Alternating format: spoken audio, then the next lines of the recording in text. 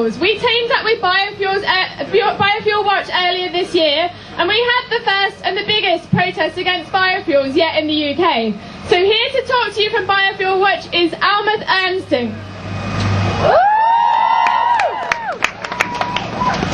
When I first went on a campaign against climate change march a few years back, our main worry was that governments were blatantly ignoring climate change in their policies. Today, things have changed, but hardly for the better. Today, we are seeing a whole range of policies pushed under the banner of climate change mitigation. But many, if not most of those policies, on the one hand, either protect business as usual for the fossil fuel industry, for agribusiness and logging and plantation companies, while at the same time opening up new lucrative business opportunities for the very corporate industries that have driven us to the verge of global collapse and extinction.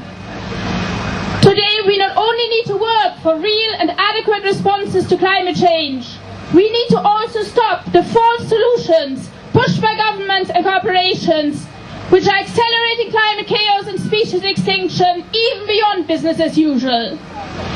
Agrofuels have within barely 3 years grown into one of the greatest threats to rainforests and other ecosystems and to biodiversity, on which all of us depend for our survival because they are essential for regulating the world's climate. I would like to quote here from a statement which Via Campesina, global movement of peasants and small farmers, has just submitted to the UN Climate Change Conference in Poznan. They are saying small farmers and peasant communities are among the first victims of climate change. However, it seems that farming communities are more threatened now and in the immediate present by the so-called solutions to climate change promoted by corporate interests, G8 countries, the World Trade Organization and the World Bank, than by climate change itself. And I go on to explain how industrial agrofuels and other false solutions are dressed up as climate change responses when in reality they are far more about securing long-term energy supply and allowing energy consumption to keep growing. And this is why Via Campesina, together with hundreds of other civil society groups and social movements, is calling for an immediate moratorium on agrofuels. As public awareness has risen that agrofuels, promoted as biofuels, far from being a solution, make the crisis even worse, so has policymakers and industries resolved to forge ahead regardless of the cost. In the next few weeks, the EU is likely to approve the Renewable Energy Directive.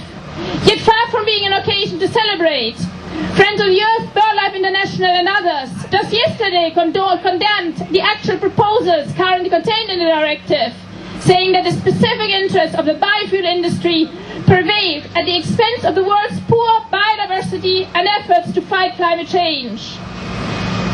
If we want the hope of stopping catastrophic climate change, we will need to stop both fossil fuel burning and the destruction of ecosystems, which requires us to stand up against the false solutions. Today, across the world, in particular in the global south, struggles by small farmers, by indigenous peoples, by forest communities and others who are standing up against agrofuels and other industrial monocultures as they are against industrial logging, big hydro, mining and fossil fuel extraction, are among the most meaningful and powerful struggles against climate change. When it comes to agrofuels, those struggles in the south will succeed only if we in Europe can mobilize strongly enough to stop the agrofuel industry and the policies here which are driving this destruction.